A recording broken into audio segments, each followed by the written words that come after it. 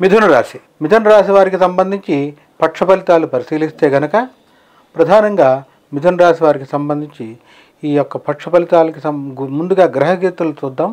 మిథున రాశి వారికి చూస్తే జన్మంలో కుజుని యొక్క సంచారం, 4వ అర్ధాష్టమంలో కేతు యొక్క సంచారం, అదే సందర్భంలో వీరికి నవమంలో వచ్చేటప్పటికి రవి బుధ శనుల యొక్క సంచారం కుంభంలో, దశమ స్థానంలో మరి శుక్ర రాహుల యొక్క సంచారం మీనంలో, వీరికి ద్వాదశంలో వచ్చేటప్పటికి దేవగురువు యొక్క సంచారం వృషభంలో చూస్తున్నాం.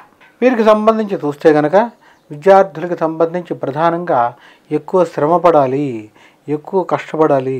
చదువులో ఏమాత్రం అలసత్వం కానీ మరి పనికిరాదు, బద్ధకం అనేది ఎలాంటిది పనికిరాదు. పూర్తిగా ఏకాగ్రతతో ఉంటూ ప్రయత్నం చేస్తేనే విద్యార్థులు మరి వారు అనుకున్నటువంటి ఉత్తీర్ణత శాతానికి చేరుకోగలుగుతారు. ఇక వ్యాపారస్తులైన, కళారంగంలో వాళ్ళైనా, ఏ రంగంలో వారికైనా కూడా శ్రమ కొంచెం అధికంగా ఉంటుంది.